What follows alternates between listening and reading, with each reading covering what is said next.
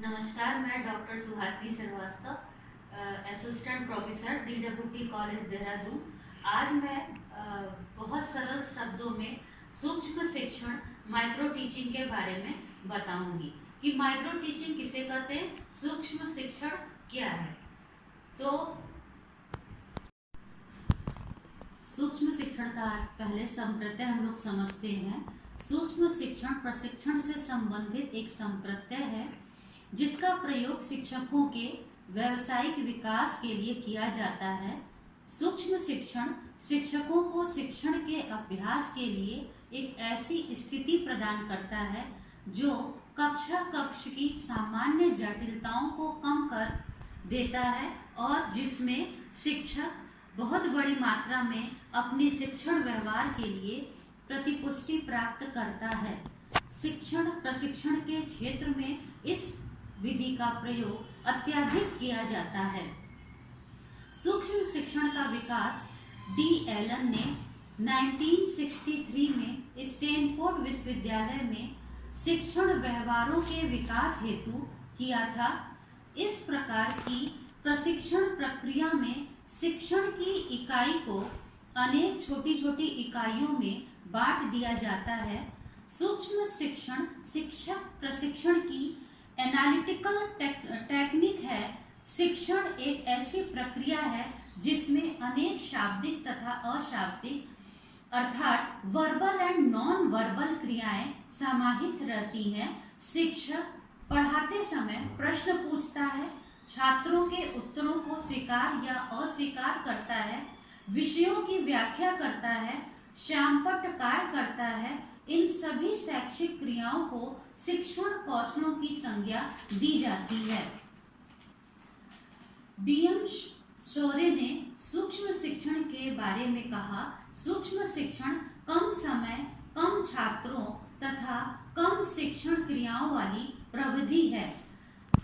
According to BM Shorey, micro teaching is real teaching reduced in time, number of students and range of activities।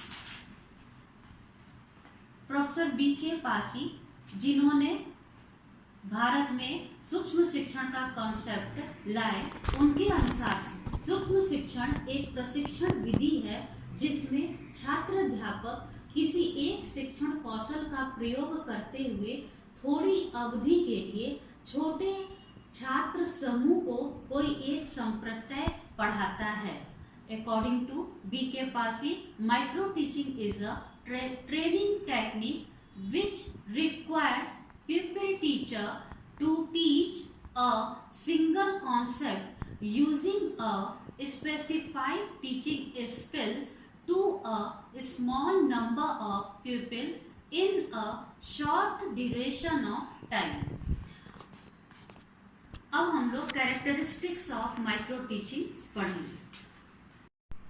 सूक्ष्म शिक्षण की विशेषताएं ये है कि जो नंबर ऑफ स्टूडेंट्स हैं वो लेस, और ड्यूरेशन जो 30-35 मिनट का जो पीरियड होता है उसमें भी 5 से 10 मिनट।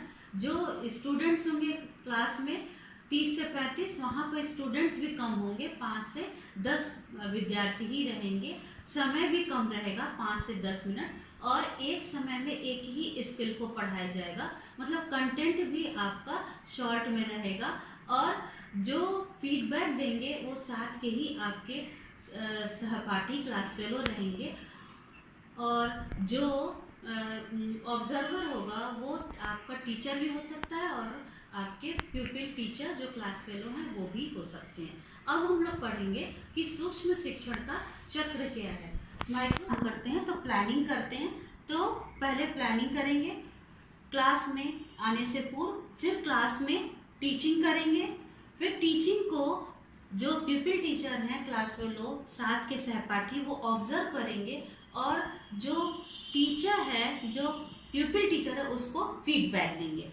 फीडबैक जो उसकी कमियां हैं या अच्छाइयाँ जो अपने टीचिंग को इफेक्टिव बनाने के लिए वो नेक्स्ट अपने क्लास में, नेक्स्ट अपने पीरियड में, नेक्स्ट लेसन प्लान में वो यूज़ करेगा, और अपनी कमियों को दूर करेगा, जिससे आगे की क्लास में उसको ये सब प्रॉब्लम्स फेस न करना पड़े। तो फिर से वो रीप्लान करेगा, जो अपना प्लान, लेसन प्लान ठीक करेगा, बनाएगा, जो क्वेश्चन का फॉर्मेट है या कहीं भी जो त्रुटियां एरर हो गई उसको दूर करेगा, रीटीच फिर से पढ़ाएगा, री ऑब्जर्विंग उसके क्लास फेलो जो उसके साथ के सहपाठी हैं वो उसको चेक करेंगे, फिर री फीडबैक देंगे उसको, प्यूपिल टीचर को फीडबैक मिलेगा, फिर उन फीडबैक के आधार पर री प्लान करेगा, री टीच करेगा, फिर री ऑब्जर्व होगा और फिर से उसको फीडबैक पृष्ठपोषण प्राप्त होगा। इस प्रकार पूरा माइक्रो टीचिंग का एक साइकिल खत्म होता है। यहाँ पर सूक्ष्म शिक्षण का तात्पर्य यहाँ पर मतलब ये था कि उसका चक्र कैसे।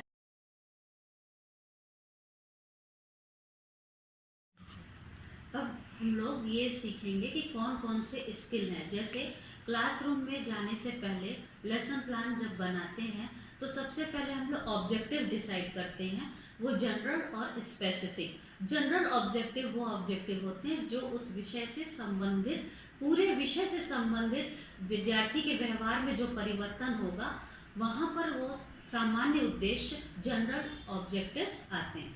लेकिन स्पेसिफिक ऑब्जेक्टिव में विद्यार्थियों के व्यवहार को में क्या परिवर्तन आएगा वो हम 3 भागों में रखते हैं। जैसे ब्लूम टैक्सोनॉमी में कहा गया है, पहला कॉग्निटिव, दूसरा अफेक्टिव और तीसरा साइकोमोटर डोमेन। तो इन तीनों के आधार पर ही ऑब्जेक्टिव्स बनते हैं। तो सूक्ष्म शिक्षण माइक्रो टीचिंग में जो लेसन प्लान बनाते हैं तो उसमें एक ये भी एक स्किल है कि आप ऑब्जेक्टिव्स को कैसे लिखते हैं। तो skill of instructional objective, skill of writing instructional objectives आप कैसे लिखते हैं, ये ब्लूम के आधार पर तीनों ऑब्जेक्टिव्स बनते हैं।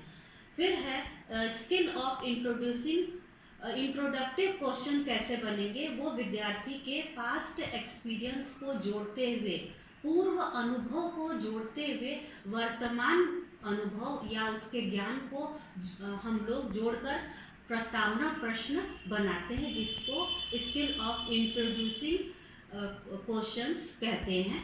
इसी तरह और भी जो स्किल्स हैं जैसे probing questions, skill of probing question, उसमें बच्चों को क्वेश्चंस के माध्यम से, प्रश्नों के द्वारा कैसे अपने टॉपिक को, अपनी जो यूनिट हम पढ़ा रहे हैं, जो कंटेंट पढ़ा रहे हैं, उसको कैसे इंटरेस्टिंग बनाए, कैसे रुचिकर बनाए और बच्चों में एक कॉन्फिडेंस।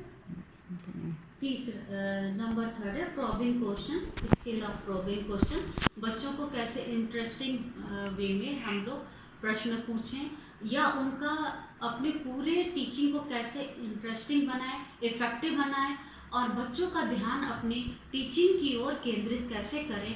इसके लिए हम लोग प्रॉबिंग क्वेश्चंस पूछते हैं कि बच्चों को समझ में आया या नहीं आया।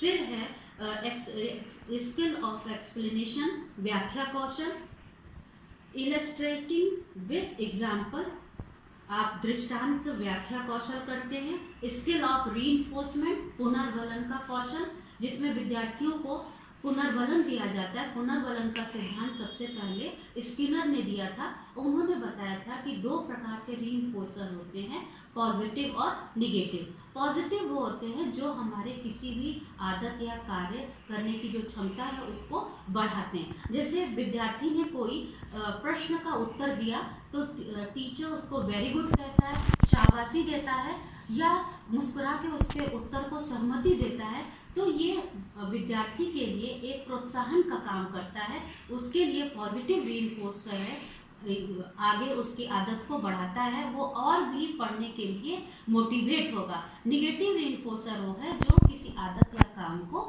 लेस करता है, कम करता है। अगर विद्यार्थी क्लास में पढ़ नहीं रहा है या उसके ऊपर अपनी पढ़ाई की ओर क्लास में टीचिंग में वो ध्यान नहीं दे रहा है तो टीचर निगेटिव रीइंफोर्सर का भी प्रयोग करता है, उसको पनिश करता है, सजा देता है या उसका ध्यान केंद्रित करने का प्रयास करता है।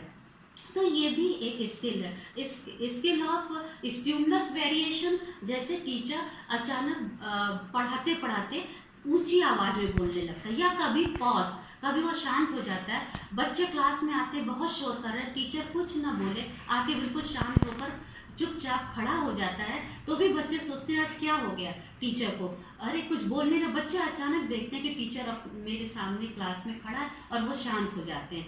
और ऐसे ही टीचर पढ़ाते पढ़ाते अपनी आवाज़ को, वॉल्यूम को तेज करता है, कभी कम करता है, कभी कुछ आवाज़ में बहुत तेजी से उत्साहपूर्वक बोलता है, कभी वो शांत होता है। उसकी आवाज़ में या कोई प्रश्न पूछता है तो प्रश्न भी स्टेटमेंट के रूप में नहीं, क्वेश्चन मार्क लगना चाहिए, तो वो प्रश्न भी इस प्रकार पूछे तो जिससे वो प्रश्न लगे, वो सीधे स्टेटमेंट न लगे। तो जो टीचर की आवाज़ या उसके एक्टिविटीज़ में जो वेरिएशन हो रहा है, यही उद्दीपन परिवर्तन कौशल या वेरिएशन ऑफ स्टिमुलस स्किल है ये। ऐसे ही नेक्स्ट है स्किल ऑफ इंकरेजिंग प्यूपिल पार्टिसिपेशन, छात्र सहभागिता का कौशल, कि विद्यार्थी कितना अपनी क्लास में एक्टिव रोल प्ले कर रहे हैं। Skill of using blackboard, श्यामपट्ट पर लिखना और श्यामपट्ट कार्य करना भी एक कौशल है।